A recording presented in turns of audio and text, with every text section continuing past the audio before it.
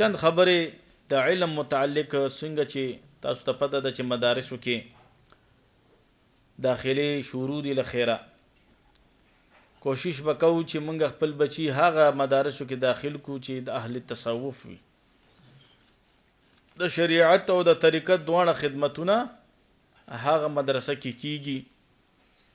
کوشش وکړو چې موږ بچي هغه مدارسو کې داخل کو چې د اولیاء او بی ادب نه وي د علماء کرام بی ادب نه وي د صحابه کرام بی ادب نه وي د اهل بیت بی ادب نه وي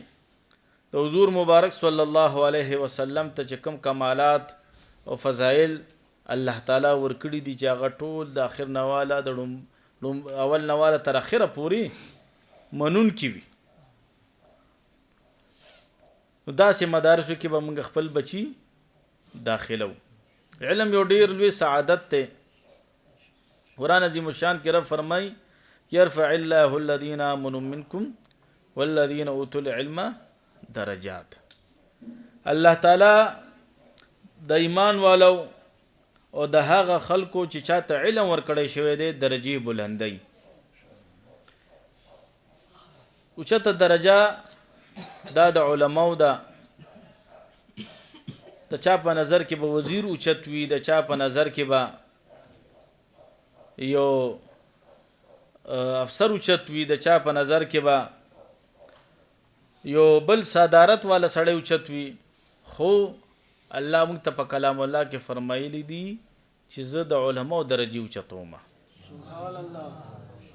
دنیا کې به ډېرې عهدې وي خو د علم د عهده دا ډېر اعلی او بالا ده حضرت هارون الرشید چې دا یو ډېر نیک سیرت بادشاه تیر شوی دی د یو ورځ خپل خادمانو سره وزیرانو سره تشریف فرما دی او فرمای چې زما په دې رعایه کې زما په دې علاقه کې ټول افضل ترین سړی څوک دی ټول ورته ویل چې سیب تا نه خو چې سړی بل شته ته د وخت بادشاه رئیس سردار دا مبارک ته فرمای چې نه په دې رعایه کې په دې علاقه کې بهترین سړی بلم شته و یا څوک دی وی حضرت شیخ اسمعی رحمت الله تعالی علیه دی وی دا ولی وی پرون د جمعې مبارک ورځ و د بغداد شریف جامع مسجد کې ما مونځ کولو حضرت هارون رشید بادشاہ فرمای و چې ما مونځ وکړو فارغ شوم نو وی زه د مسجد نه راوتم نو زما دو زامن دي امین الرشید او مامون الرشید وی دی دوانو منډې کړې او یو پیزار راواغستو یو ویل زبا اکدم او بل ویل زبا اکدم وی ما ویل چې دا د پیزار د چا دی ویم قتل چې د دې استاد حضرت شیخ اسمعی رحمت الله تعالی علیه رالو وی یو ورته یو پیزار کې خودلو بل ورته بل پیزار کې خودلو وی لری نما دغه منظر کتو د دې خپل بچو په خدمت او په ادب احترام باندې ډیر زیات خوشحالم شوم چې شکر دی چې زما بچی د علماو قدردان دي نو یک تاسو زما عزت او احترام کوئ نو په دی وجه به کوئ چې زه د وخت بادشاہ م او سزا را ته چرته رانکي خو د حضرت شیخ اسمعی رحمت الله تعالی علیه قدر او عزت چې کیږي دا د علم په وجه کیږي یو مکمن دی د وخت بادشاہ دی د حضرت هارون رشید او یو عالم دعوت کړي دی روټۍ د پاره د روټۍ نه مخ کې د وخت بادشاہ په خپل لاس کې لوټه مغسته ده او لاس وینځون کې مغسته ده او یو عالم ته نیولې ده حضرت ابو معاویه عزیز رحمت الله تعالی علیه دا غنوم ده او هغه ته وبا چي هغه پستر ګمان معذور او هغه عالم چې کله غلا سو وینځلونو دا حضرت هارون رشید بادشاہ وته فرمای چې مولانا صاحب تا ته پته ده چې تا ته چاله او بوا چولې لاسونو وینځلو د پاره وای نه زه پستر ګ معذورم چې چاره ته واچو وای تا ته د وخت بادشاہ او بوا چولې تا ته د وخت بادشاہ او بوا چولې وای دغه ابو معاویه عزیز رحمت الله تعالی علیه عالم دین ورته دعا وکړه چې الله تعالی دې تعالی ډیر عزتونه او قدر نورم درکې چې د علم په وجه دی زما عزت وکړو، د علم په وجه دی زما عزت وکړو. نو حضرت هارون رشید بادشاه ورته فرمایل د دغه دعا دپاره مې ستا لاسونه ووینځل چې د علماو نه دعا واخلو. نو ګورئ قرآن عظیم الشان چې کله نزول کېدو نو هغه وخت کې د بت پرستۍ عالمو هر سړي ځان له یو بت جوړ کړی و. په خانه کعبه کې هم بوتانو، د خانه کعبې غیر چاپېر هم بوتانو، او دغه شان د ظلم یو دورانو، د ناانصافۍ یو دورانو. چا ذکر د الله نه پیژندو، چا صبر نه پیژندو، چا شکر نه پیژندو، چا عبادت نه پیژندو، چا د مور حق نه پیژندو، چا د لور حق نه پیژندو، چا د پلار حق نه پیژندو. نو په دغه وخت کې خو ظاهرا زما ستاسو عقل کې دا راځي چې د دې ټولو حقوقو باره کې ړومبې وحي راغلی وی، خو نه، الله تعالی دا هر څه یو طرف ته که د علم وحي ړومبی راوړه. اقرا، محبوب علیه الصلاۃ والسلام ته فرمل اوایا، اقرا وایا. نو دا مو تاسو په فخر سره ویلی شو چې الحمدلله زمونږ دین اسلام چې په علم باندې کم زورنه روړی ده هغه په دنیا کې یو مذهب هم نه دروړي. زمو ستاسو په ګوټي کې د علم دغه ماده یې اچولې ده، خو چې مو تاسو اوس د علم نه لري دا خو زمو ستاسو خپله کمزوري ده. بیا رسول الله مبارک صلی الله علیه وسلم به فرمایل العلم میراثی و میراث الانبیاء قبلی، علم زما میراث دی او زمانه مخکې چې څونه انبیاء کرام تیر شوي دي د هغه میراث دی. فمن کان یرثنی فهو فی الجنه، او څوک چې زما وارث جوړ شول دی به په جنت کې وي، بیا په جنت کې وي. خو چې داسې عالم چې د حضور بې ادب هم نه، بیا د حضور کمالاتو نه انکار هم نه کوي، د حضور شان اقدس منون کې وي. حضرت امام مالک سے مبارک رحمه الله به فرمایل چې من تصوف ولم يتعلم فقد تزندق، چې چا تصوف حاصل کړو یعنی علم دا بیعت وکړو یو شیخ نه سبقونه واغستل، خو ولم يتعلم ځان نه پوهیږي، مطالعه نه کړی، قرآن ترجمه نه کوي، نور د تصوف د کتابونو مطالعه نه کړی، نو فقد د زندقه هغه مبارک فرمای چې دی به زندیق ګرځېږي. او بیا مخکې فرمای ومن تعلم، چا چې علم حاصل کړو ولم يتصوف او تصوف ترانولو، صرف علم یو کړو تصوف نه انکار کوي، بس نه منم، ما قرآن ویل احادیث مې ویلې، زه الله پیژنم او رسول الله پیژنم او احادیث هم پیژنم او تصوف ته نه راځي. نو مبارک فرمایي حضرت امام مالک سے مبارک رحمت الله علیه فقد تفسقا، دا سړی فاسق دی. بیا او مخکې بیا فرمایي ومن جمع هما، دا دوانه چې را جمع کړه علم یې وکړو او تصوف یې حاصل کړو فقد تحققا، نو دا بیا تحقیق ته ورسېدو، دی به حقیقت ته ورسېږي. بیا نو مو تاسو چې پیری مریدی اختیار کړی دا یو شیخ نم بیعت کړی دی، دې سره سره به مو تاسو د قرآن او د احادیثو نه د فقه نه د خپل مذهب نه به هم ځان خبرو، علماو سره به ناسته کوو. که پورا ټایم نشو ورکولی درس ته، نو کم از کم چې یو کتاب شروع کو، ترجمه شروع کو، فقه شروع کو، احادیثو کتاب شروع کو. زمونږ الحمدلله دارالعلوم حضرت سید عبدالوهاب المعروف اخون پنجو بابا رحمت الله تعالی علیه کې خو 2 ټیمه درس کیږي، سحر نه تر ماسپښین پورې یو سیشن دی، ته ماسپښین نه بعد 2 بجو نه والا تر ماښامه پورې بل سیشن دی، بلکې ماسوتنه پورې علما پکې ناست دي. دا زموږ تاسو کمزوري ده چې پوره ورځ کې مو تاسو ته د یو کتاب ټایم د یو رکوع د یو څو آیاتونو د ترجمې ټایم هم نه ملاویږي د دغه علماو نه سجده کړو صوفیه کرام فرمایي چې څوک غواړي چې زه د یو چته مرتبه باندې دنیا نه لاړ شم وایي دی د قرآن طالب ځان نه جوړ کړي په دغه دوران کې که دی دنیا نه لاړو په ورځ د محشر به د علماو صف کې ولاړي او دا مورئ چې د علم د پاره د عمر قیدم نشته یاره به زه اوس بال بچه‌داره شوم او زه د کور مشر یم او یاره ما نه خو نه کېږي دا شیزونه ما زما ذهن کې هم نه کښېني ښه دی هر څه ذهن کې کښېني د شلو لوټ پېژنې د زرو لوټ پېژنې پنجهزارې ښه پېژنې لرې نه پېژنې بشیر ارمانی صاحب دی الله خوشحاله کې هغه ته چا ویل ته دا لوټونه څنګه پېژنې وایي زه کړپ نه پېژنم وایي د هر لوټ خپل کړپ وي نو لوټونه مو تاسو ښه پېژنو دنیا د پاره ښه په هر څه پوهېږو خو چې کله علمي میدان ته راکوشو نو بیا مو تاسو زیرو یو نو یو صحابي رسول دی حضرت قبیصه بن مخارق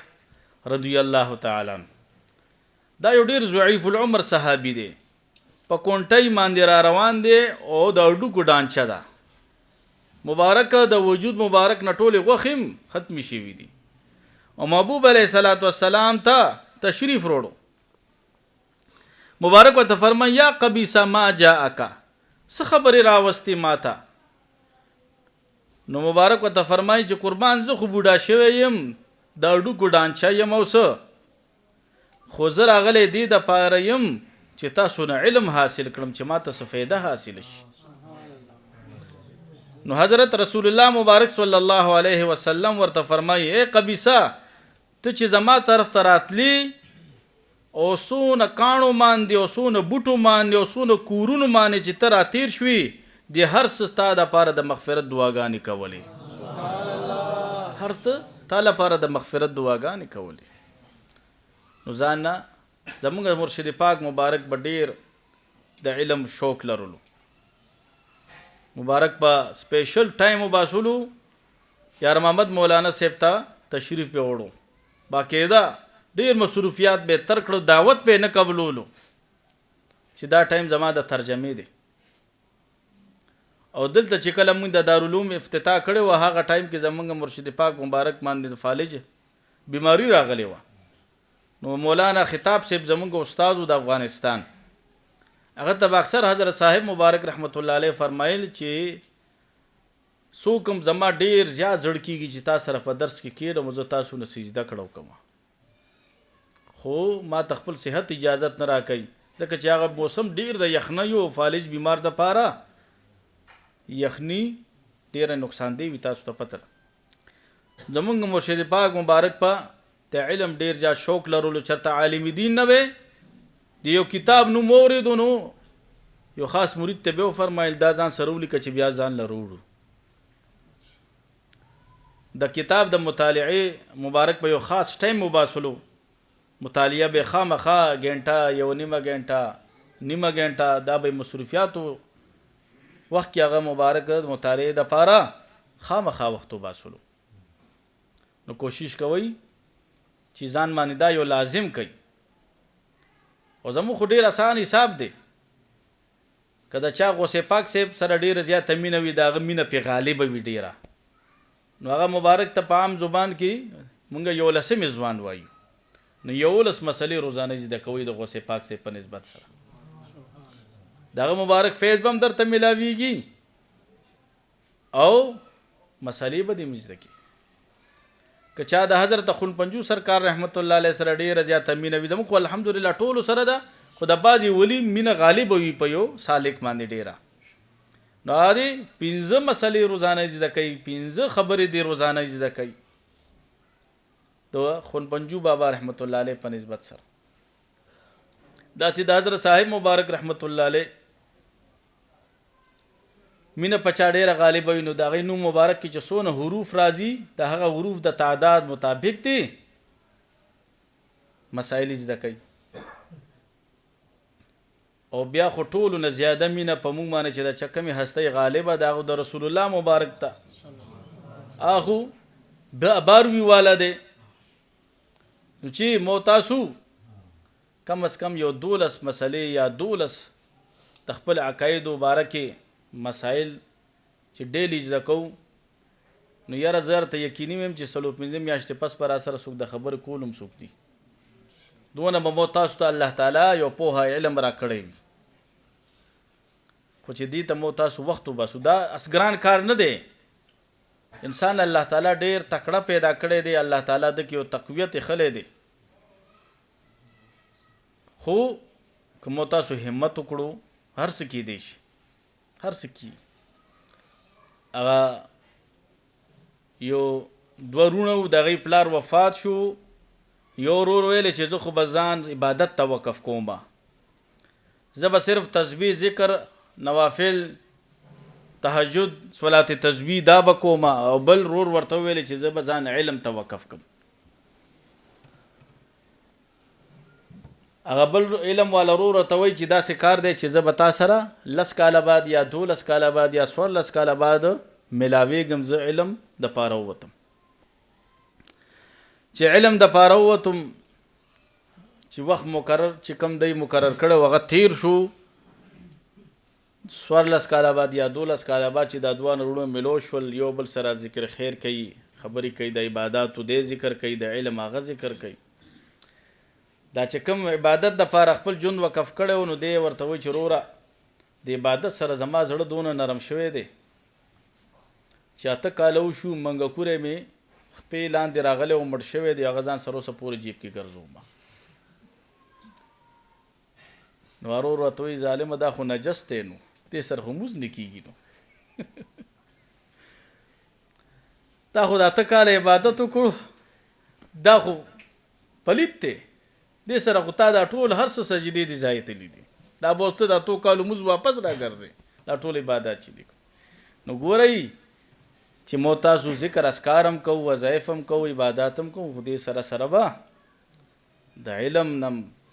ځان خبرو د خپل اسلام نه دین نه د خپل عقایدو نه تصوف نه به ځان خامخا خبرو او دې دپاره به مو تاسو باقي د وخت وباسو خپل بچي به ورکو یو تکړه بچنګې به ورکو د علم دپاره خو داسې ځای کې به ورکو چې هلته د شریعت او د طریقت د تصوف دواړه ماحول پکې موجود وي مؤدبه ځای کې به ورکو دنیاوي تعلیم نه موږ څوک منع کوو نه خو ټوله کامیابي صرف په دنیاوي تعلیم کې نشته ګوره ترجیحات زمو ستاسو معاشره کې نن سبا صرف دنیاوي تعلیم طرف ته ډیر دي نه دنیاوي تعلیم سره سره دینی تعلیم هم کیږي چې څوک کوي ښه طریقې باندې کیږي دا موږ سره مولانا صاحب نه دی ګوهر نقاش د خیر علم هم پوره کړو او پروفیسر هم دی دغه کې نوخار ګورنمنټ کالج کې عالم هم شو د قرآن حافظ هم دی چې څوک کوي نو کولی شي او چې څوک نه کوي نو ژوندی سړی د ویښ سړی پاسول بیا ګران کار دی هغه ته نشي پاسولی حضرت بقی بن مخلد رحمت الله علیه چې دا د امام حنبل صاحب یو ډېر جلیل القدر شاګرد دی کله چې امام حنبل صاحب مبارک رحمت الله علیه باندې پابندي ولګېده چې ته به مدرسه کې درس نه کوې مدرسه یې سیل شوه ټول طلبا خپل کورونو ته راله دغه طالب علم د سپین نه رالو بغداد شریف ته پړه کې د علم هغه اشتیاق پیدا شو محبت پیدا شو حضرت بقی بن مخلد رحمت الله تعالی علیه رالو تپوس وکړو د امام حنبل صاحب خو قید دی محصور دی په کور کې چا نه د کور تپوس وکړو د بادشاه د یارې چا ده کور نه خپتم ورله نه ورکوله اخر چاته ویلې چې زه د سپین نه راغلی یم ډېر لرې ځای نه رالی یم او د علم دپاره راغلی یم د امام حنبل صاحب نه سجده کړه کول غواړم هغه ورته صرف د روزو په اشارو باندې د امام حنبل صاحب کور وښودلو دونه سختی وه هغه وخت نو د سوکړه د خپل جامع زی په زی زویفي کې سورې کې او کاسه یې واغسته ځان نه خیرمار جوړ کو او ټول بغداد شریف کې به کور په کور ګرځېدو چې په لومبۍ ورځ د امام حنبل صاحب کور ته رالو د امام حنبل صاحب مبارک د کور ور وهلو امام حنبل صاحب مبارک دروازې ته تشریف وروړو نو حضرت بقی بن مخلد رحمت الله علیه وته فرمای قربان خیر نه نیم راغلی د احادیث اوریدو راغلی یم او ځان نه می ګداګر جوړ کړی دی خیرمار می ځان نه جوړ کړی دی ځکه چې تاسو په کور کې محصور یې قید یې آزادانه درس تاسو نشئ کولی نو زه به په داسې طریقې سره روزانه راځم د خیر مار په شکل کې او تاسو به په دروازه کې صرف یو 3 احادیث ماته وایي حضرت امام حنبل سے مبارک رحمت الله تعالی علیه د تبا سپیشل دروازې ته تشریف وروړو 3 احادیث به ورته ویلي حضرت بقی بن مخلد رحمت الله علیه بغیات کړو او ځان سره به پسینه کې محفوظ کړو کله چې حالات بدل شول مدرسه دوباره کولو شو امام حنبل سے مبارک رحمت الله علیه په مدرسه کې تشریف فرما دي طلبه ناستی د حضرت بقی بن مخلد رحمت الله علیه چې راخکاره شړو په دروازه باندې حضرت امام حنبل سے مبارک وته اوچت ورپاسید او ورته فرمایل طلبه وته چې بچو دا هغه طالب دی چې په سخت وخت کې مان هم د زده کړه کړی دا چې مان چا یو ټکی نشو زده کولای چې څوک زده کړه کوي کنه غار رنګ زده کړه کولی شي یو مسله زده کوي د میاشتې 10 مسلې ته زده کوي یو حدیث زده کوا د میاشتې 13 حدیث ته یاد کړو دا یو کتاب دی مو سره ډیر ښکلی کتاب دی 365 درس حدیث په کال کې 365 ورځې وي چې یو حدیث مبارک ته دی نه زده کوي نو 365 احادیث دی یاد کړو او په هر موضوع باندې پکې احادیث مبارکان موجود دي خو چې څوک زده کوي اله نو کوشش کوي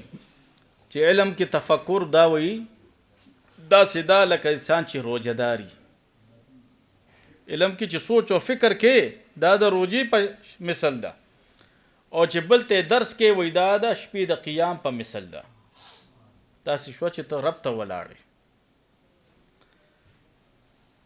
او بیا د عالم خوب رسول الله مبارک صلی الله علیه وسلم فرمایلی دي کنه وای دا د جاهل د عبادت نه ډیر افضل او بالا ده که عالم خوب هم کوي هغه هم د سنت مطابق خوب کوي کنه مولن سبا خو سو وی علما د سنت مطابق خوب کوي کنه کوي اینه خو د اردو پنجوړ جودي کنه نو خو عالم بویا چې د چا اصلاح شوي باطینی اصلاح شوي روحاني اصلاح شوي هغه خو په سنت باندې کلک عمل کوي امام مالک صاحب رحمت الله علیه او شاګرد بو هغه به میاش کې یو ځل راتلو بیا به یو میاش غیب بیا به کله 2 میاشتې پس راخکاره شو کله به هغه کلاسمیټ چې کوم کلاس فیلو د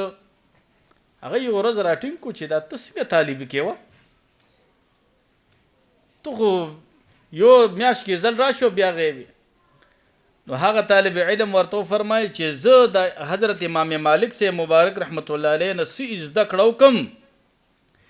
نو سو پورې چې هغه ته ما عملی جامنی چول خپل جون کې مې هغه مسله نه داخله کړي زمخ کې سبق نه وېما د علم زدي د پاره نو کوم چې صرف توتی چوري خوري چې بس صرف زده کړه کوم او نور په عمل نه کوم نه علم به مو تاسو کو د عمل د پاره وکاو حضور مبارک فرمایي چې څوک علم په دین نیت باندې کوي چې سبا زما په جهلاو باندې په ناپوهه خلکو باندې رعب او دبدبوي څوک علم دې د پاره کوي چې سبا ز علماء سره بحثونه کوم علما سپکوما نو محبوب علی السلام فرمایي چې جنت خو پرېدا د جنت خوشبو بم دې حاصل نه کی د جنت خوشبو بم حاصل نه کی علم سر ادب ډیر زیات ضروری دی ادب چې کم طالب علم کې کم عالم کې ادب پروت وي دله به الله تعالی ډېر لوی عروض ورکوي خو چې دړه نه ادب کوي. بعض علما او بعض طلبا داسې دي چې په ښکارا د یو استاد یو د شیخ ادب کوي خو چې پیشي شاشینو بیا هغه پسې بدردم وي خنداګانې ورپسې کوي. دا منافق وي، دا طالب علم نه دی شوی. او داسې طالب علم نه که دی ډېر لوی عالم شي دی به خشک ملا وي د نه څه خیره نه رسیږي مخلوق ته. بیا حضرت امام ابو حنیفه مبارک رحمت الله علیه چې د فقه تدوین کولو په یو موقع باندې امام یوسف صاحب مبارک رحمت الله علیه ورسره ناست او دا ټول کاغذونه سپړدلي دي. ناګهان به یو ماشوم راښکاره شو، امام ابو حنیفه صاحب مبارک په ورته ودرېدو. کاغذونه به دغه مبارک جولای کې چې کوم پراتو هغه ټول بهتر بشول منتشر بشول. حضرت امام یوسف صاحب مبارک رحمت الله علیه حیران دي چې دا څوک دي چې د مونږ د استاد محترم ورته بیا بیا ورپاسي. درې څلور پیرې داسې عمل چې وشو نو مبارک ته حضرت امام یوسف صاحب مبارک رحمت الله علیه فرمایي چې صاحب دا څوک دي چې تاسو ورته پاسئ، دا ماشوم څوک دی؟ وایي دا زما د استاد نسی دی، دا زما د استاد نسی دی، د ده نیکه نه ما زده کړه کړې ده نو ځکه د تپاسما. ادب ډیر زبردست عمل دی. حضرت شوکی باباجی سے مبارک رحمت الله علیه، فضل غفور باباجی مبارک رحمت الله علیه چې زموږ د نقشبندی مرشد دی، وای دی به چې کله د خپل مرشد د وفات نه بعد د خپل مرشد استانې ته لاړو نو مریدان سالکین عقیدتمن به د سره وای د به مریدانو ته فرمایلو چې کله زما د پیر صاحب نسې یو وړوکی ماشوم هم د کور نه روزي نو ما به زر د لاس نه نیسه، هغه ته به مې ودروئ، هغه ته به مې ودروئ. زما خو د سترګو نظر اوس کمزوری شوی دی، که زما ورته خیال نی نو تاسو ما زر د لاس نه نیسئ او دا پیر صاحب نسي ته مې ودروئ. نو دا ورځې چې چاله الله ورکوي دا په ادب باندې. رسول الله مبارک صلی الله علیه وسلم کې په خپله د هغه مبارک نه خصوص کوچت نه دي په مرتبه کې. بعد از خدا بزرگ توی قصه مختصره د الله نه بعد خو په مخلوقاتو کې لوی شان او لوی مرتبه دا کای نامدار د حضور مبارک ته. خو د مشرانو هغه د عمر لحاظ او ادب به سونه کولو چې حضرت ابوبکر صدیق سے والد محترم ایمان روړو نو حضرت ابوبکر صدیق سے تصف فرمائی چې داغه پلار ایمان وروړو ابو قحافه صاحب، ابوبکر صدیق سے والد محترم محبوب علیہ السلام ته فرمائی چې د مال دلته ولې راوستو، زبو ولا ورغلې ما زبو ولا کور ته ورغلې الته به مې د کلمات اورولې و او مسلمان کړي به مې. حضرت ابوبکر صدیق سے مبارک پسترګو مبارکو کې اوخ کی رالی ورته فرمایل نه قربان زما د پلار د راتلل ستاسو د در ته د لپاره ډیر بهتر دی. طالب علم کور کې یو امتیازي شان بلري، دی به د پلارم ادب کوي، دی به د مشر رورم ادب کوي، دی به د خپل مور والدې محترمي ادب کوي، دی به د خپل مشر خور خا ادب کوي، دی به د کور کې معاشره کې یو یونیک